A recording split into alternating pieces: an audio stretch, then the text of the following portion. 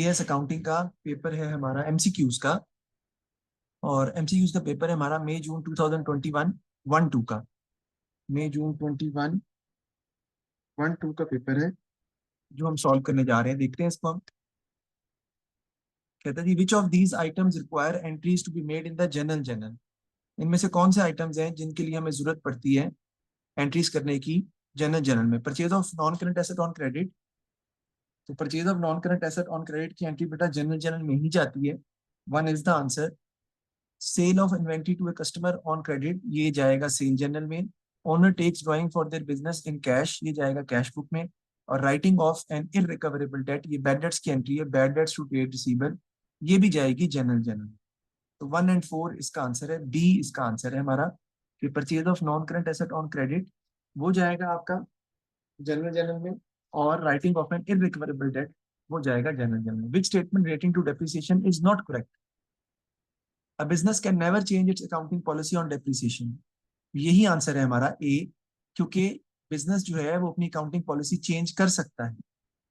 Business अपनी accounting policy change कर सकता है। एक एसेट पर अगर आप स्ट्रेट लाइन मेथड अप्लाई कर रहे हैं और वो सुटेबल नहीं है, तो आप उस पर डिमिनिशिंग बैलेंस मेथड चेंज कर सकते हैं, राइट।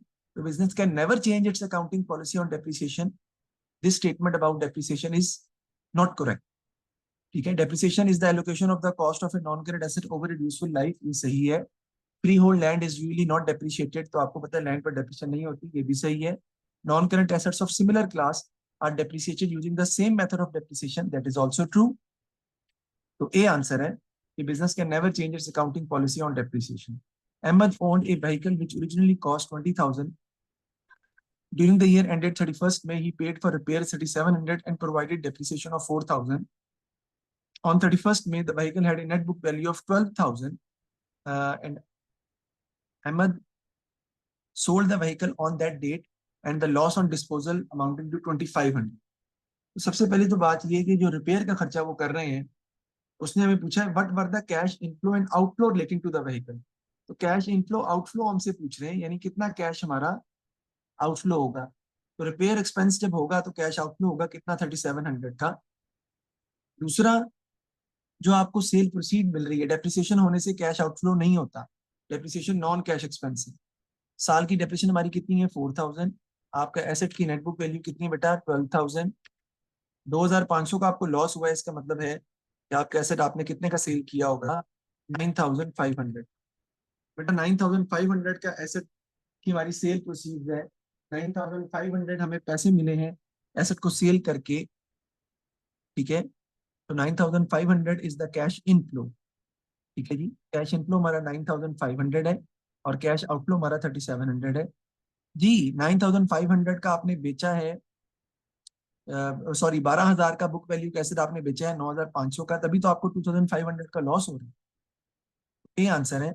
कैश इनफ्लो आपका होगा 9,500, और कैश आउटफ्लो आपका होगा 3,700 का, जो कि रिपेयर का आउटफ्लो है। तो इसका आंसर हमारा होगा ए। 2 years ago, a business purchased two machines costing 25,000 each.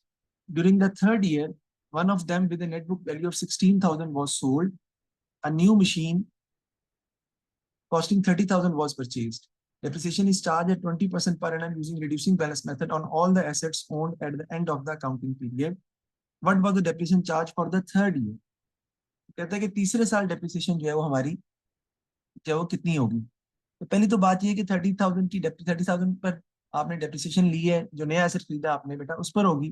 30,000 पे 20%, तो 6,000 तो उस पर आपकी आ जाएगी depreciation charge for the third year. जो नया परचेज किया ना आपने 30,000 का, इस पर आएगी 20%, 6,000। अब 25,000 में से एक आपने सेल कर दी है, उस पर तो डेप्रिसिएशन आपने नहीं लेनी ना उस थर्ड ईयर के अंदर।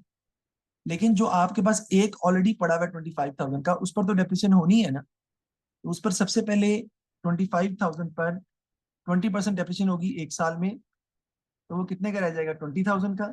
फिर उस पर डेप्रिसिएशन होगी 20%, तो वो कितने का रह जाएगा बेटा, 16,000 का। और फिर उस पर डेप्रिसिएशन होगी कितनी, 20%, 3,200 प्लस 6,000, तो 9,200 is going to be the answer. तो बी आंसर है आपका। और बी आंसर हमने कैसे निकाला है वो भी मैं समझा देता हूँ। देखें 30,000 पे थर्ड ईयर यानी जिस साल हम बैठे हुए हैं डेप्रिसिएशन होगी 20%, दैट इज 6,000। और जो एसेट आपका 25,000 का था, एक वो तो सेल कर दिया ना, दो थे, एक जो था वो तो 25,000 वाला है ना, उस पर डेप्रिसिएशन हुई पहले 5,000, तो वो रह गया कितने का, 20,000 का। फिर डेप्रिसिएशन हुई उसके ऊपर कितनी, 20%, 4,000, तो वो कितने का रह गया, 16,000 का। और फिर इस पर डेप्रिसिएशन हुई थर्ड ईयर में, क्योंकि ये सेल नहीं किया, इस साल भी आपने यूज किया है, कितने परसेंट, 20%, फिर आ गई 3,200। इसको ऐड कर लेंगे, 6,000 plus 3,200, 9,200। B is going to be the answer for this question, that depreciation charge for the third year is 9,200। जी, देख लें कोई मसला तो बताएं। समझ आ गई यहाँ तक आपको? तो अब इससे आगे हम चलते हैं।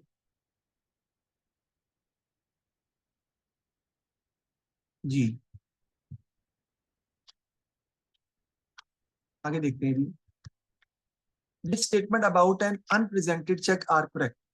कौन सी स्टेटमेंट जो है वो अनप्रेजेंटेड चेक के हवाले से सही है, यानी अगर आपके नॉट प्रेजेंटेड चेक है तो कौन सी स्टेटमेंट जो है वो आप समझते हैं कि वो करेक्ट है, राइट?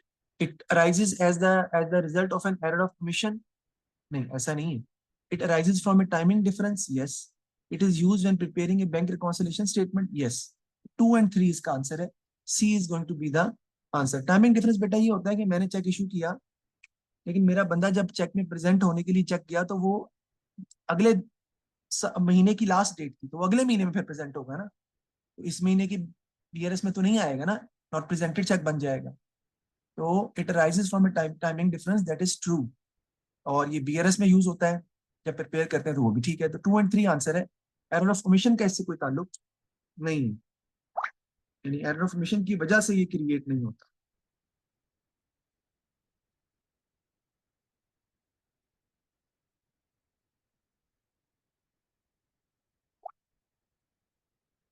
जी, आगे चलते हैं नेक्स्ट हम।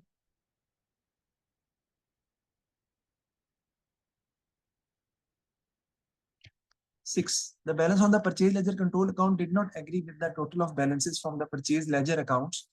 The following errors were then discovered. Contra entries had not been entered in the general journal. याद रखिएगा, कॉन्ट्रा एंट्रीज अगर एंटर नहीं होंगी जनरल जर्नल में, तो उसका मतलब क्या हुआ कि बुक्स ऑफ प्राइम एंट्री में ही आपने एंटर नहीं किया, वो दोनों में आए। Debit balance on the purchase ledger had not been included in the control account. ये गलती सिर्फ कंट्रोल अकाउंट में ठीक की जाएगी, यानी वहां से माइनस की जाएगी। Discount allowed total had been included in the control account, had been included in the control account. तो डिस्काउंट अलाउड कहता है total had been included in the control account, यानी डिस्काउंट अलाउड को आपने कंट्रोल अकाउंट में शामिल कर लिया हुआ है, ठीक है जी, तो ये तो सही है, कर लिया हो तो अच्छी बात है। Goods return to a supplier had not been recorded in the purchase return journal. Goods return to supplier था, वो आपने परचेज रिटर्न जर्नल में उसको अभी तक रिकॉर्ड नहीं किया, यानी बुक्स ऑफ प्राइम एंट्री में ही रिकॉर्ड नहीं किया। Which error will require entries being made in the purchase ledger. कौन सी वो एंट्रीज है जिसकी वजह से आपको एंट्री रिक्वायर है कि परचेज लेजर में एंट्री रिक्वायर की जाए? तो बेटा आपको ये पता होना चाहिए कि एक तो जो contra entries had not been entered in the general journal, ये कंट्रोल अकाउंट को भी इफेक्ट करेगी और परचेज लेजर को भी इफेक्ट करेगी। फिर debit balance on the purchase ledger had not been included in the control account, ये नहीं इफेक्ट करेगी, क्योंकि ये सिर्फ कंट्रोल अकाउंट में इसकी गलती पकड़ी जाएगी, ठीक है जी। फिर उसके बाद है discount allowed total had been included in the control account, तो ये भी ठीक है जी, कंट्रोल अकाउंट में शामिल कर दिया तो ठीक है। और goods return to a supplier had not been recorded in the purchase return journal, तो ये भी दोनों में आएगा, क्योंकि परचेज रिटर्न जनरल क्या है, बुक्स ऑफ प्राइम एंट्री है।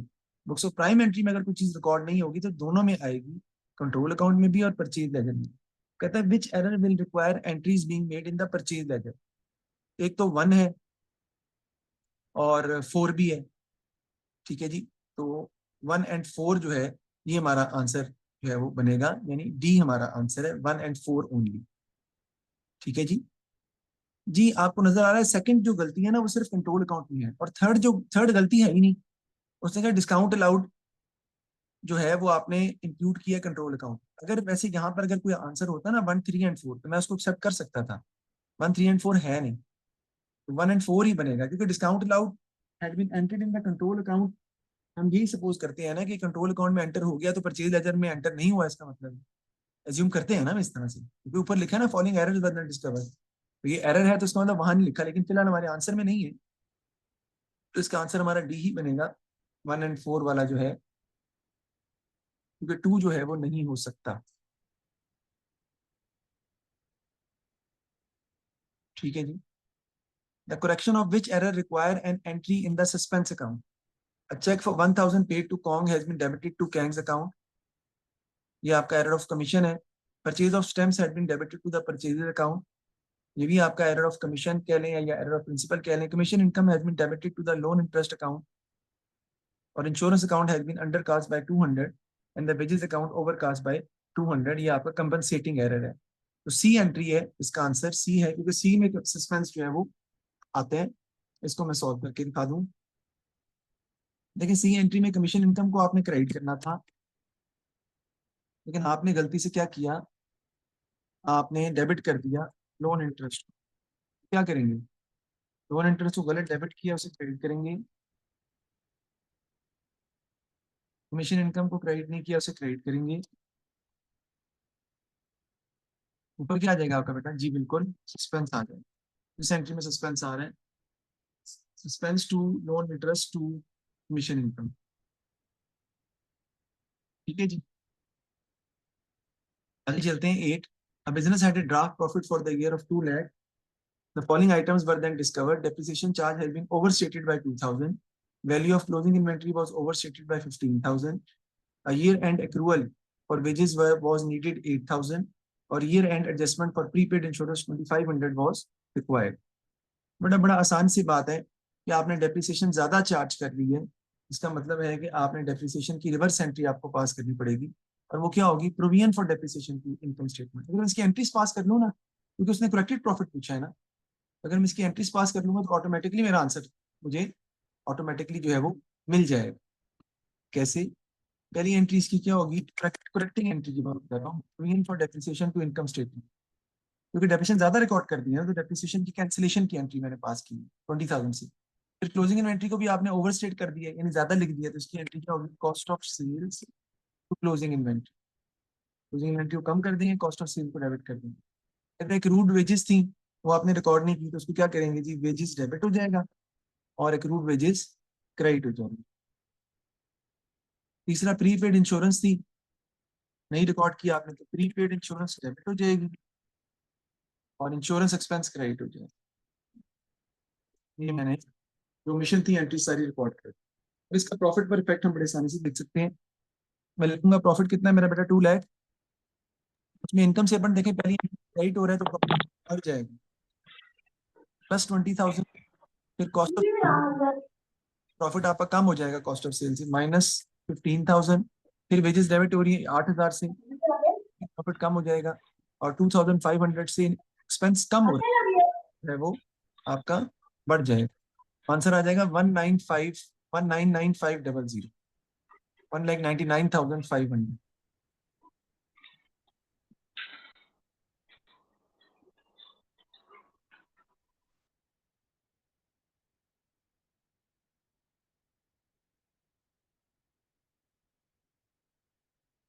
जी, तो क्या हो जाएगी जी, business at draft profit of 2 lakh. 2 lakh में depreciation charge has been overstated by 20,000। तो डेप्रिसिएशन आपने ज्यादा लिखी है, कैंसिल करेंगे तो 2 लाख में आप 20,000 ऐड करेंगे। फिर cost cost of sales debit हो रहा है 15,000 से, तो ये माइनस हो जाएगा प्रॉफिट में से। वेजेस डेबिट हो रही है, अगेन प्रॉफिट में से माइनस हो जाएगा 8,000, और 2,500 आप एक्सपेंस क्रेडिट हो रहा है, प्रॉफिट बढ़ जाएगा 2500। तो आंसर आ जाएगा, what was the corrected profit for the year, 1,99,500।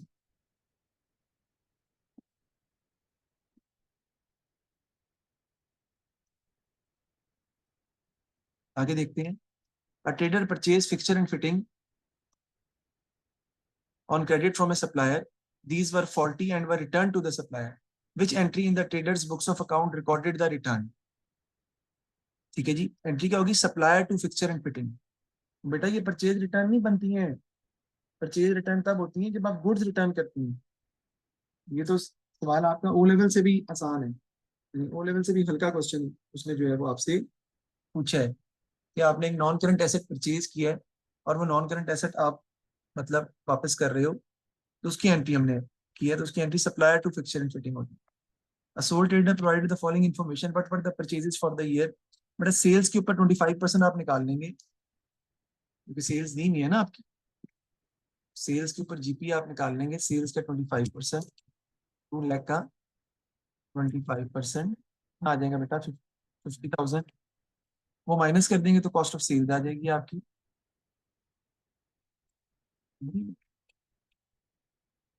1 lakh 1,50,000।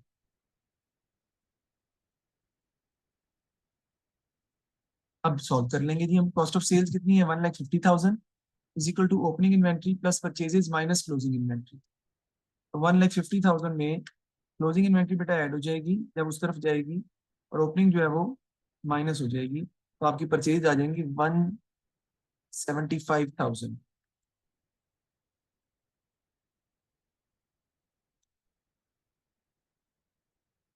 ठीक है जी, ये हमने इसको सॉल्व कर लिया है कि आपका आंसर जो है वो आ जाएगा,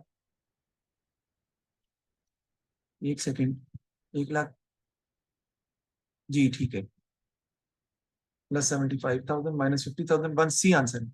विच item would not appear in the financial statement of A soul trader?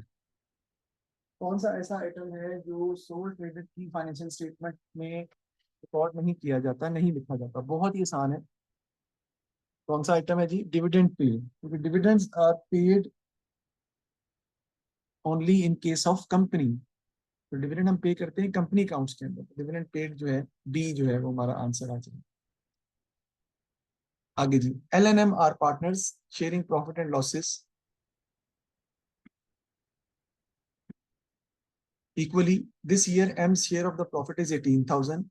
Next year they plan to change the partnership agreement so that L has an annual salary of 10,000 and a 1/3 share of any profit or loss.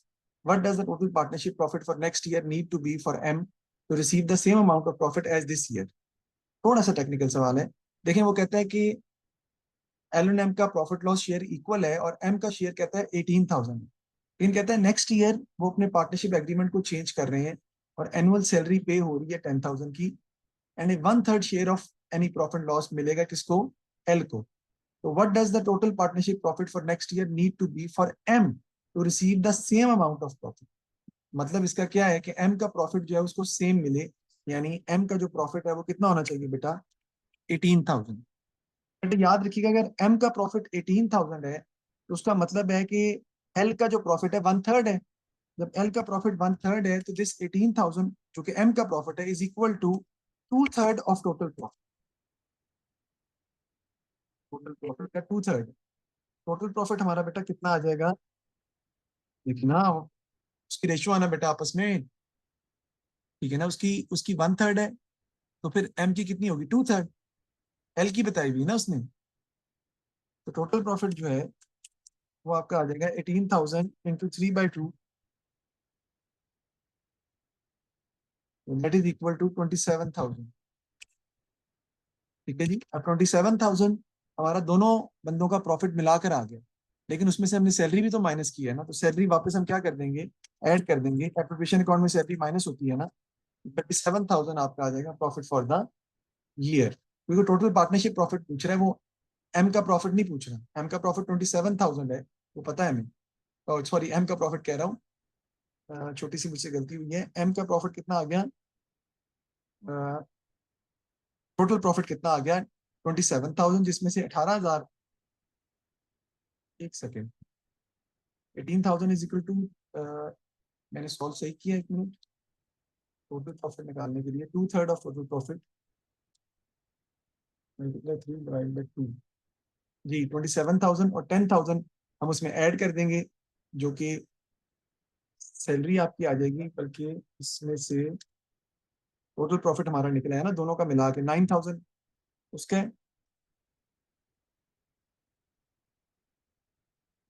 उसका 9,000 कैसे मैं निकाल रहा हूँ?